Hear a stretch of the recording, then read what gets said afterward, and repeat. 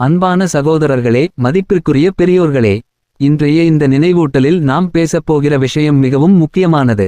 மனிதர்களின் உள்ளங்களின் உண்மை நிலையை வெளிப்படுத்தும் ஒரு விஷயம். அல்லாஹ் தனது குரானில் சில மனிதர்களின் மனநிலையை மிக தெளிவாக எடுத்து காட்டுகிறார். உங்களுக்கு ஒரு நன்மை ஏற்பட்டால் அது அவர்களுக்கு துன்பமாக இருக்கும். நீங்கள் ஒரு சிரமத்தில் சிக்கினால் அது அவர்களுக்கு மகிழ்ச்சியாக இருக்கும். நீங்கள் உயர்ந்தால் அவர்கள் துன்பப்படுவார்கள். நீங்கள் வீழ்ந்தால் அவர்கள் சந்தோஷப்படுவார்கள். இப்படியான மனநிலைகள் மனிதர்களில் இருந்தே இருக்கின்றன என்பதை அல்லாஹ் நமக்கு உணர்த்துகிறார். இதை கேட்டவுடன் நம்முடைய மனதில் ஒரு கேள்வி எழலாம். ஏன் இப்படிப்பட்ட மனிதர்கள் இருக்கிறார்கள் என்ற கேள்வி. ஆனால் அதற்கு அல்லாஹ் பதிலும் தருகிறார். நீங்கள் 2 விஷயங்களை மட்டும் உங்கள் வாழ்க்கையில் வலுவாக பிடித்து கொள்ள வேண்டும் என்று சொல்கிறார். ஒன்று பொறுமை, இன்னொன்று அல்லாஹ்வின் மீதான முழு நம்பிக்கை, தக்வா. இந்த 2 விஷயங்கள் உங்களிடம் இருந்தால் யாராவது உங்களுக்கு எதிராக எத்தனை திட்டங்கள் போட்டாலும் எத்தனை தீமைகள் நினைத்தாலும் அது உங்களுக்கு எந்த தீங்கையும் செய்ய முடியாது என்று அல்லாஹ் உறுதி அளிக்கிறார். அன்பர்களே, வாழ்க்கையில் சோதனைகள் வருவது இயல்பு. ஒரு நாள் மகிழ்ச்சி, ஒரு நாள் கஷ்டம், இப்படித்தான் வாழ்க்கை ஓடிக்கொண்டே இருக்கும். சூரியன் உதிக்கிறது, மறைகிறது, மீண்டும் உதிக்கிறது. அதுபோல நம் வாழ்க்கையும் மாறிக்கொண்டே இருக்கும். இந்த மாறுபாடுகளை பார்த்து நாம் துவண்டு போக கூடாது. பொறுமையுடன் இருக்க வேண்டும். அல்லாஹ் இருக்கிறார் என்ற நம்பிக்கையை உறுதியாக பிடித்து கொள்ள வேண்டும். இன்றைய சமுதாயத்தில் நாம் ஒரு விஷயத்தை கவனிக்கலாம். ஒருவருக்கு நல்லது நடந்தால் அதை சகித்துக் கொள்ள முடியாமல் இருப்பவர்கள் இருக்கிறார்கள்.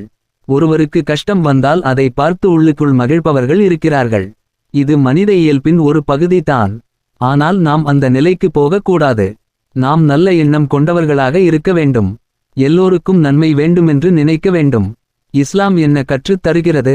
மார்க்கம் என்பது பிறர் நலம் நாடுதல், மற்றவர்களுக்கு எப்படி நன்மை செய்யலாம் என்று சிந்திப்பது. இன்று உலகம் வேறு விதமாக சிந்திக்கிறது. அவரை எப்படி கீழே இழுக்கலாம், அவருக்கு எப்படி கஷ்டம் கொடுக்கலாம் என்று சிந்திக்கிறது. ஆனால் ஒரு முஸ்லிம் இப்படி சிந்திக்கக்கூடாது. யாரும் எப்படியும் நினைத்து கொண்டே போகட்டும். நாம் நல்லதையே நினைப்போம். நபிகள் நாயகம் ஸல்லல்லாஹு அலைஹி வஸல்லம் ஒரு முஸ்லிம் மற்றொரு முஸ்லிமுக்கு செய்ய வேண்டிய கடமைகளை சொல்லித் தந்தார்கள். அந்த கடமைகள் மிகவும் அழகானவை. ஒருவர் உங்களை சந்தித்தால் நீங்கள் அஸ்ஸலாமு அலைக்கும் என்று சொல்ல வேண்டும். இது ஒரு சாதாரண வார்த்தை அல்ல. இது ஒரு துஆ. அல்லாஹ் உங்களுக்கு அமைதி தரட்டும் என்று நாம் வேண்டிக் கொள்கிறோம். இந்த சலாம் மனங்களில் உள்ள பகையை அகற்றும், அன்பை வளர்க்கும். ஒருவர் உங்களை விருந்துக்கு அழைத்தால் நீங்கள் அதற்கு பதில் அளிக்க வேண்டும். அவருடைய அழைப்பை ஏற்றுக்கொள்ள வேண்டும். ஒருவர் உங்களிடம் நல்ல ஆலோசனை எதிர்பார்த்தால் நீங்கள் அவருக்கு நன்மை பயக்கும் வகையில் நடந்து கொள்ள வேண்டும். ஒருவர் தும்மி அல்ஹம்துலில்லாஹ் என்றால் நீங்கள் யர்ஹமுல்லாஹ் என்று சொல்ல வேண்டும். ஒருவர் நோய்வாய்ப்பட்டால் அவரை சந்தித்து நலம் விசாரிக்க வேண்டும். ஒருவர் மரணமடைந்தால் அவரது ஜனாசாவில் பங்கேற்க வேண்டும். இந்த 6 விஷயங்களும் ஒரு முஸ்லிம் மற்றொரு முஸ்லிமுக்கு செய்ய வேண்டிய கடமைகள். நாம் நம்மை நாமே கேள்வி கேட்க வேண்டும். இந்த 6 விஷயங்களில் எத்தனை விஷயங்களை நம் வாழ்க்கையில் நடைமுறைப்படுத்துகிறோம்? இது சிந்திக்க வேண்டிய விஷயம். அன்பர்களே, ஒரு பெரிய ஆபத்தான குணம் பற்றி நாம் பேச வேண்டும். அது பொறாமை. பொறாமை என்பது மிகவும் ஆபத்தானது.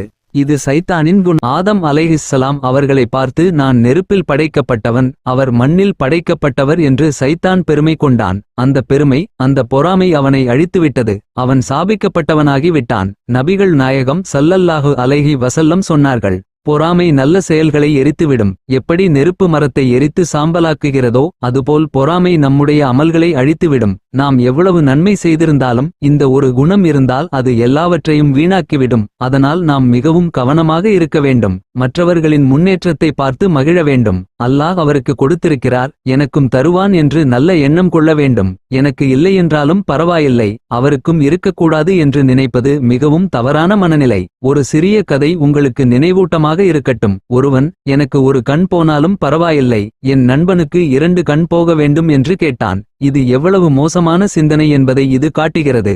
இன்று உலகத்தில் பலர் இப்படித்தான் சிந்திக்கிறார்கள். நாம் அப்படி சிந்திக்கக்கூடாது. அன்பர்களே, நாம் நல்லதை நினைத்தால் நல்லதே நமக்கு நடக்கும். தீயதை நினைத்தால் தீமையே நமக்கு திரும்பி வரும். அதனால் நாம் எப்போதும் நல்ல எண்ணத்தோடு வாழ வேண்டும். மற்றவர்களின் கஷ்டத்தை பார்த்து மகிழக்கூடாது. அவர்களுக்கு உதவ வேண்டும். இறுதியாக, நம்மை எல்லா தீமைகளிலிருந்தும் காக்கும் ஒரு அழகான துஆவை நினைவில் கொள்ள வேண்டும். اللهم إني أعوذ بك من البلاء. اللهم إني أعوذ بك من الذنوب. اللهم إني أعوذ بك من الحرام. اللهم لا تجعل مصيبتي سببا لفرح أعدائي. அல்லாஹ் நம்மை எல்லா சோதனைகளிலிருந்தும் காப்பாற்றுவானாக. நம்மை நல்ல சிந்தனையோடு வாழ வைப்பானாக. நம் உள்ளங்களில் பொறாமையை நீக்கி அன்பையும் நலனையும் நிரப்புவானாக. ஆமீன்.